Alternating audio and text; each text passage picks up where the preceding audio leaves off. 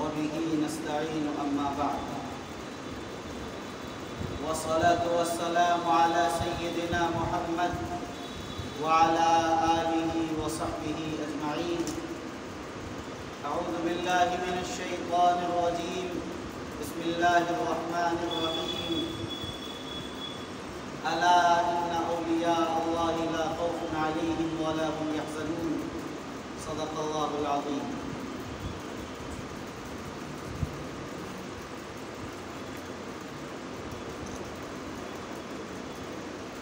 اللہ رب العزت کے شکر اور احسان کے بعد ہم سب سے پہلے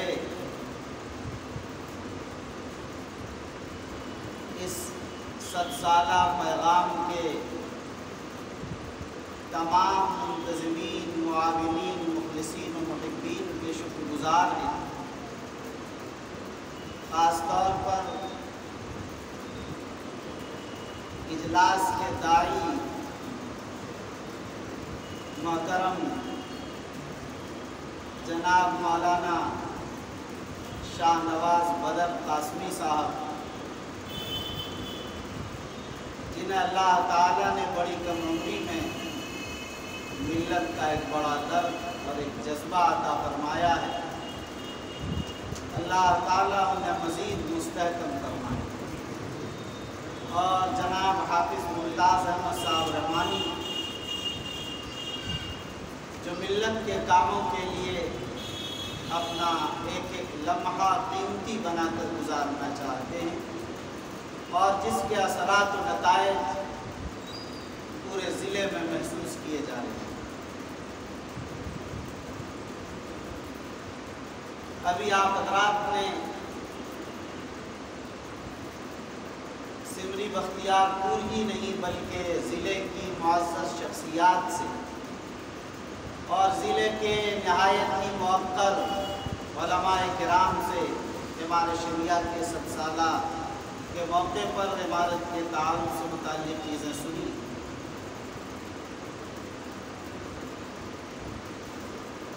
ابھی اخیر میں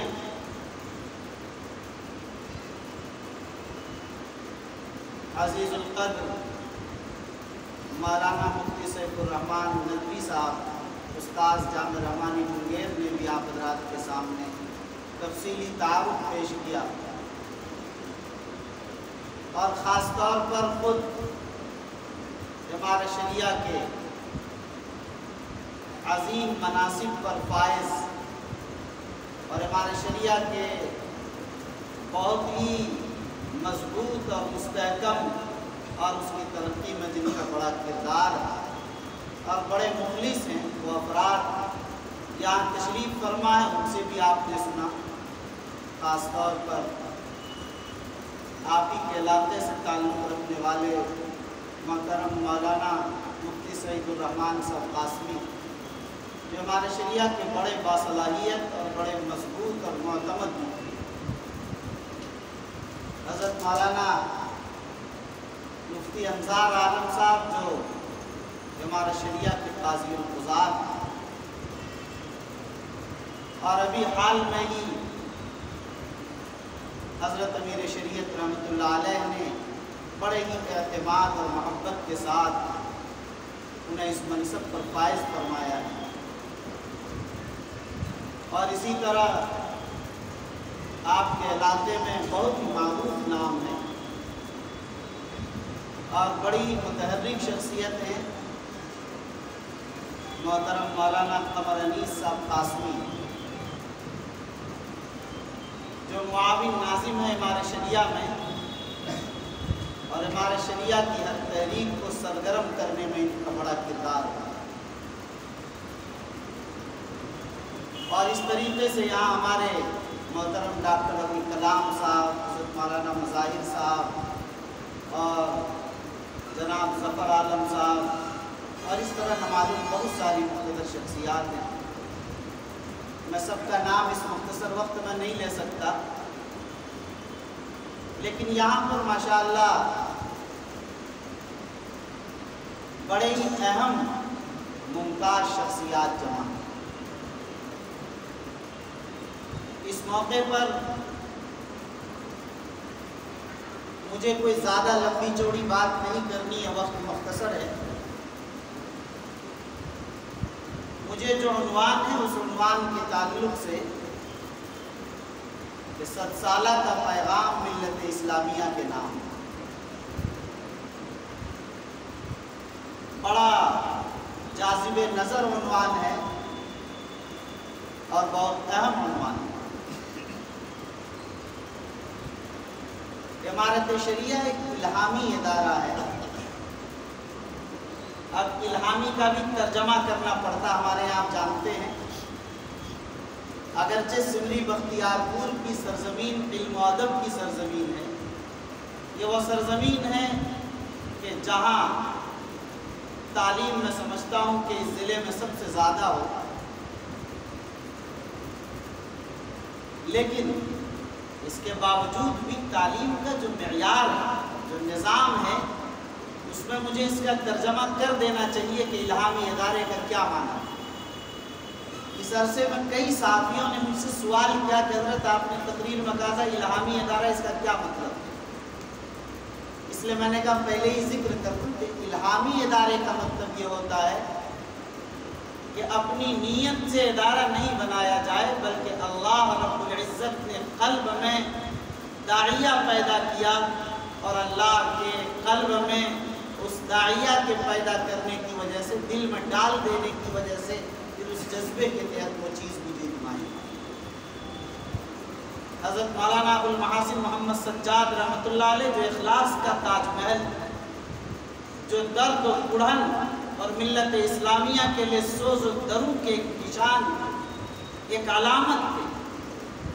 حضرت مولانا ابو المحاسن محمد سجاد رحمۃ اللہ علیہ راتوں کو بے چین ہو کر کروٹیں بدلا کرتے تھے کہ ملت اسلامیہ اب ان حالات میں کس رخ پر لے جایا جائے، اور اس ملک کا کے حالات جس تیزی سے بدل رہے ہیں، ایسے دور میں ان کے تحفظ کے لیے، خواہ ان کے ایمان کا ہو یا ان کے مال کا یا جان یا عزت و آبرو، کسی بھی چیز کا تحفظ ہو، اس کے لیے کچھ نہ کچھ کیا جانا چاہیے۔ اللہ تعالیٰ نے حضرت والا کے دل میں ڈالا کہ ہمارے شریعہ کا یہ ادارہ قائم کیا جائے۔ 19 شوال سن 1339 ہجری، 26 جون 1921 عیسوی یہ ادارہ قائم ہوا۔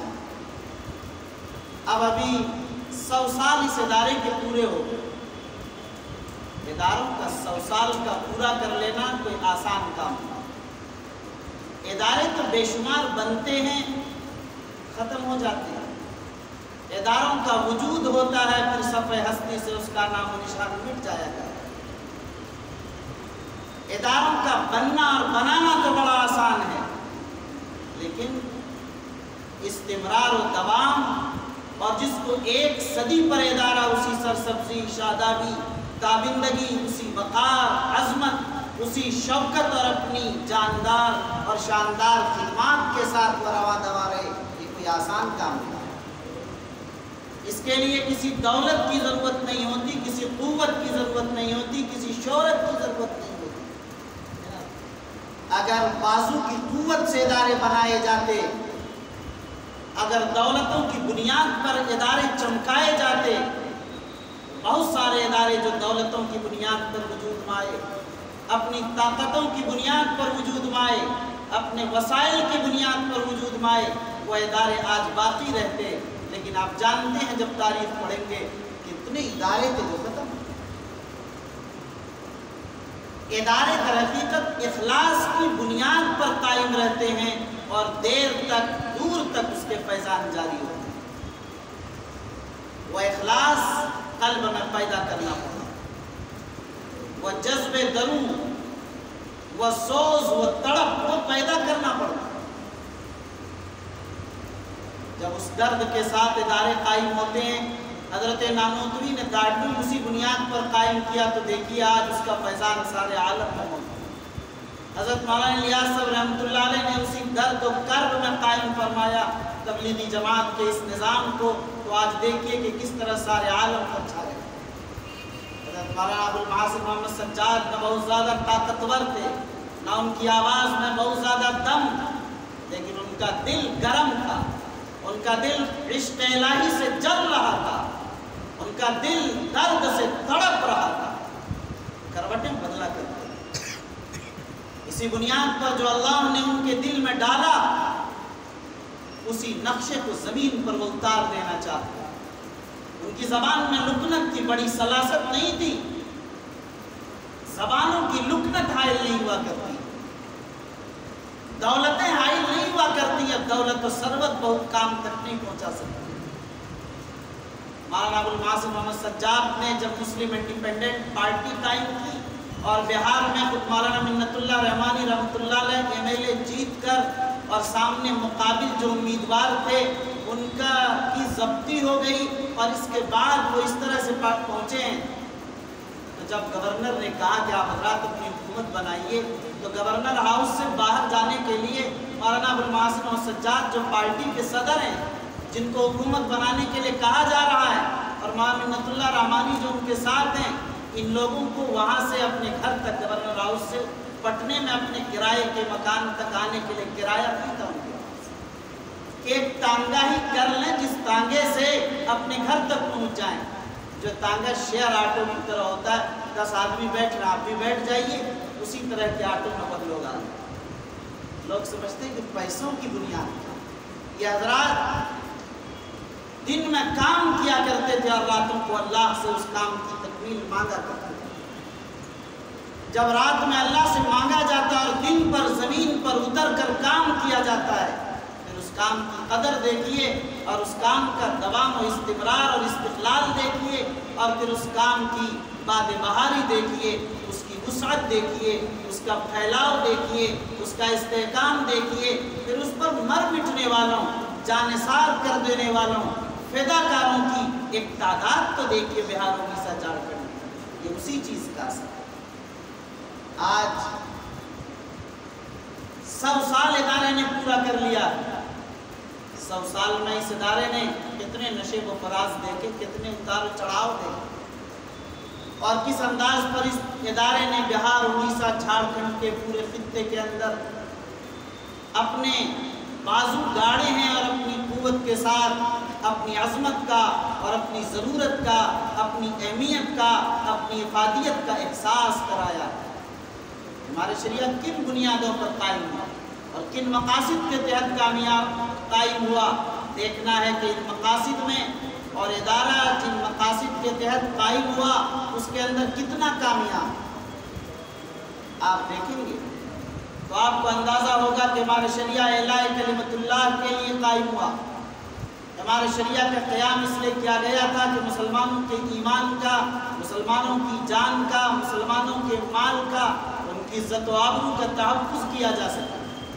ایسے ملک میں جہاں مختلف قومیں بستی ہیں، ایسے موقع پر مذہبی اکائیوں میں نہ بٹ کر بلکہ مذہبی اکائیوں کی منافرت کو ختم کیا جائے، اور ہندو مسلم اتحاد و یکجہتی کے ساتھ، امن اور آشتی کے ساتھ، اور ایک ایسے ماحول میں جو گنگا جمنی تہذیب آج آپ کہتے ہیں، ایسے ماحول میں کس انداز سے ہم گزارے، لیکن اس سب کے ساتھ مسلمان اپنے شاعر کے ساتھ زندہ رہے، مسلمان اپنے وقار کے ساتھ زندہ رہے، مسلمان ہو کر زندہ رہے، مسلمانوں کے بچوں میں یہ رہے کہ ہمارا اسلام کیا کہتا ہے، ہماری شریعت کیا کہتی ہے، ہماری طریقت کیا بتاتی ہے۔ کاکا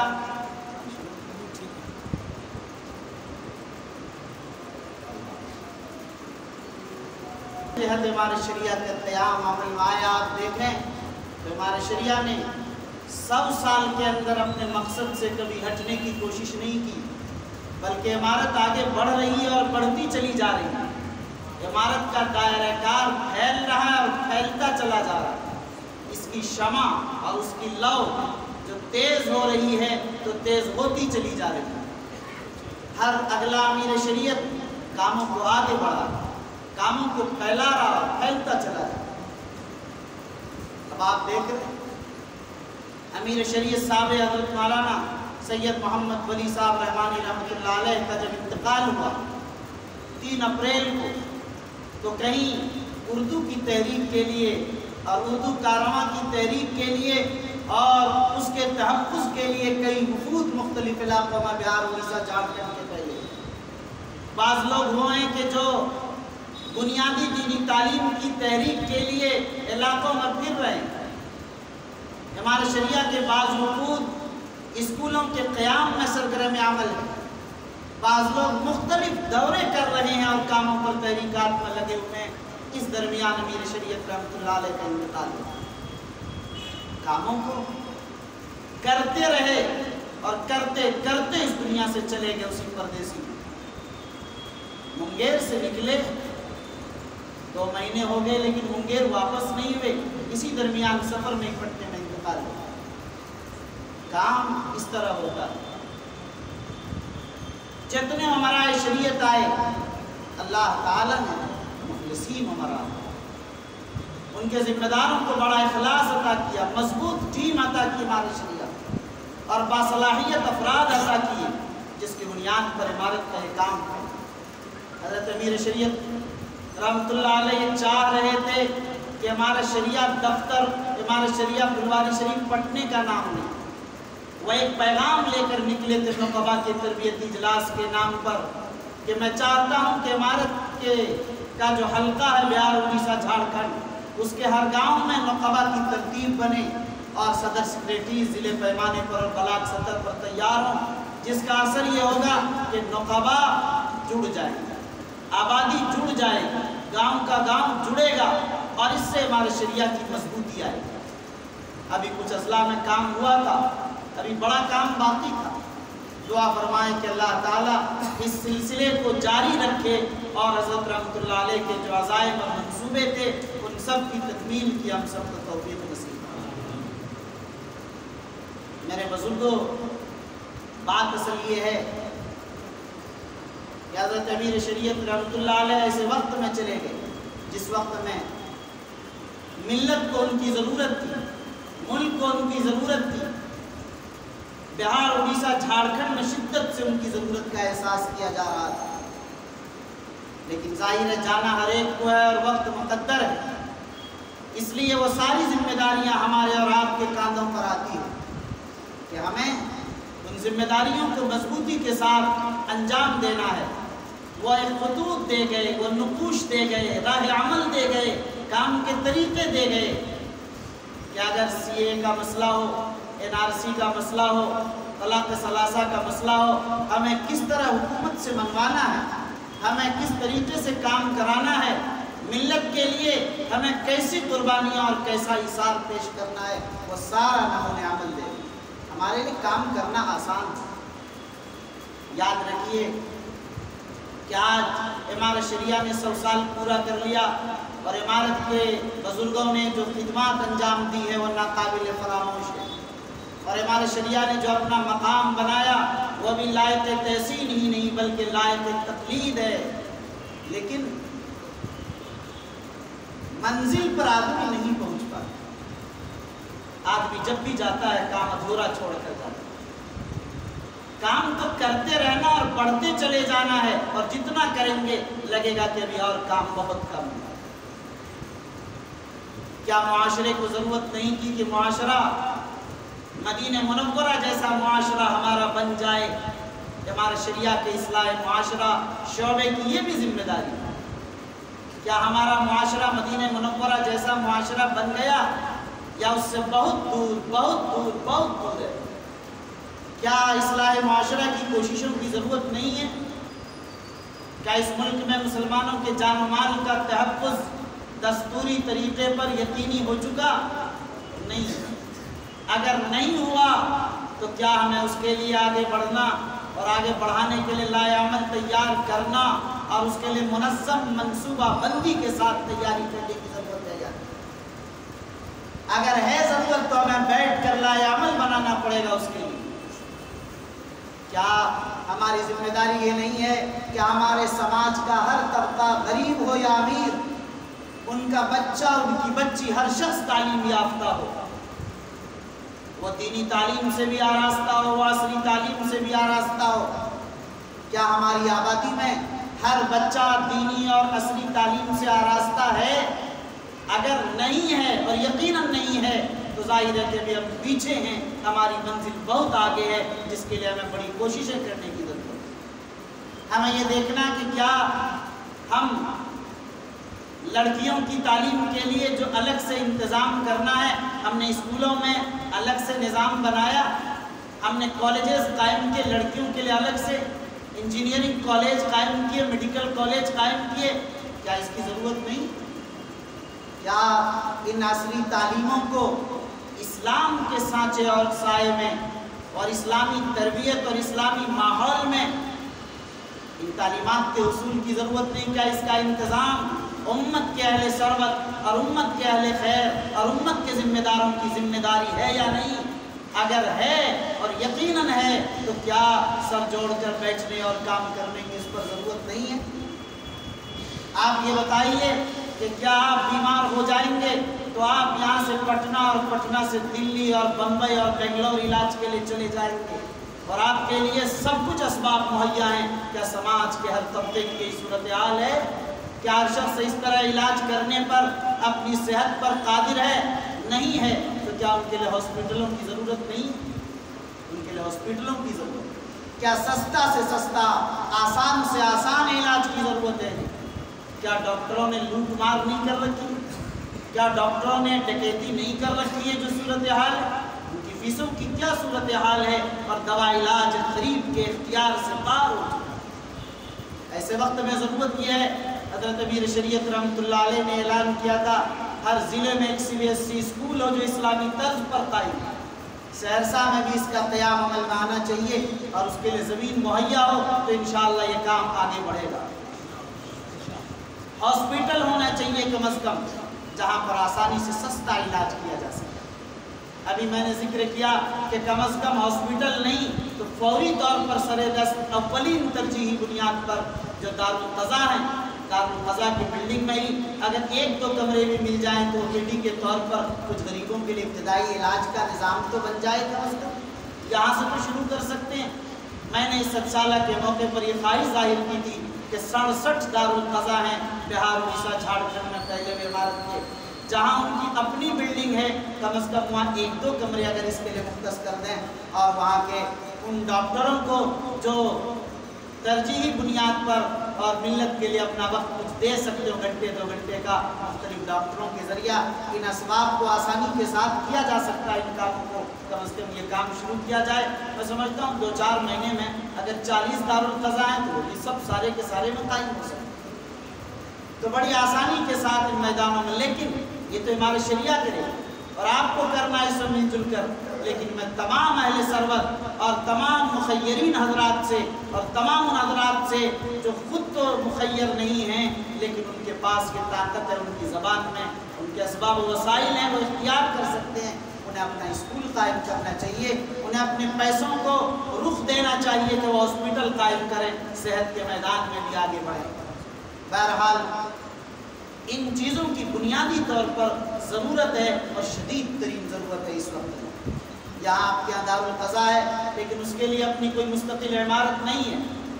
میں حافظ ممتاز صاحب رحمانی سے عرض کروں گا کہ بڑے متحرک و فعال ہیں اور ہمارے شریعہ کے یہاں ذمہ داروں میں بھی خود ہمارے محترم مولانا عبدالصمد صاحب رحمانی ہیں اور ڈاکٹر کلام صاحب وغیرہ سب لوگوں سے یہاں بھی اگر ضرورت ہے اور سمری بختیار پور کے تمام ذمہ داران سے کہ دارالقضا کہ اگر اپنی زمین ہو جائے اور وہاں اس میں ایک سسٹم کے ساتھ باضابطہ ہو تو میں سمجھتا ہوں کہ یہ ایک بہت اہم کام ہوگا اور ہمارے شریعہ کا ایک باضابطہ دفتر عمل میں آ جائے گا تو اس سے تحریک میں بھی آسانی ہوگی، کاموں میں بھی آسانی ہوگی، پھر ہم وہاں منظم کر سکتے ہیں کہ جو یہاں بے وگان ہیں جن کو امداد کی ضرورت ہے علاج کے تعلق سے یا نکاح کے تعلق سے یا اور کسی بھی طریقے کی امداد کی ضرورت ہے وہ اس کی نشاندہی کر سکتے ہیں اور آسانی کے ساتھ ہمارے شریعہ سے ان کی امداد کا نظام بنایا جا سکتا ہے۔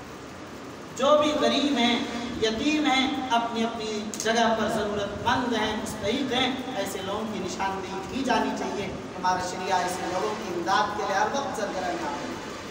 تو بہرحال اس موقع پر مجھے صرف ایک پیغام آپ حضرات کو دینا ہے کہ دیکھیے ہم جو کام کر رہے ہیں وہ بہت خوب ہے. اللہ تعالیٰ سے دعا کرتے ہیں اللہ ہمارے کاموں کو قبول فرمائے. اور آپ حضرات کو مبارکباد بھی پیش کرتے ہیں کہ آپ حضرات سمری بختیار پور کے مسلمان بہت متحرک ہیں، انقلابی ہیں. ہر موقع پر آپ کا انقلاب نظر آتا ہے. کبھی شاہین باغ کی شکل میں مولانا شاہ نواز بدر صاحب اتنے فوٹوز اور اتنی تشکیل اور ایسی تحریک، ایسا انقلاب پورے ملک کو دکھایا. ایسا لگتا تھا کہ دہلی کے بعد بہار کی راجدھانی سمری بختیار پور اور شاہین باغ کی شکل میں موجود ہے. تو بہرحال ایک انقلابی تحریک کی ضرورت ہے. اس شاہین باغ نے بہار میں کتنے شاہین باغ بنا دیے؟ ایک موقع پر نہیں. امت جب تک زندہ ہے، امت میں زندگی ہونی چاہیے، اس میں تمازت ہونی چاہیے، اس میں گرمی ہونی چاہیے، اور ملت اسلامیہ کے لیے ہر وقت بکھلنے کے لیے انہیں تیار رہنا چاہیے. پھر کام. آج بھی آپ دیکھ رہے ہیں کہ اس ملک میں موب لنچنگ کی صورتحال بنی ہوئی. ابھی 4-5 دن پہلے ارریہ میں ہوا. اس سے ابھی ایک ہفتے کے اندر 4-5 موب لنچنگ ہو گئی.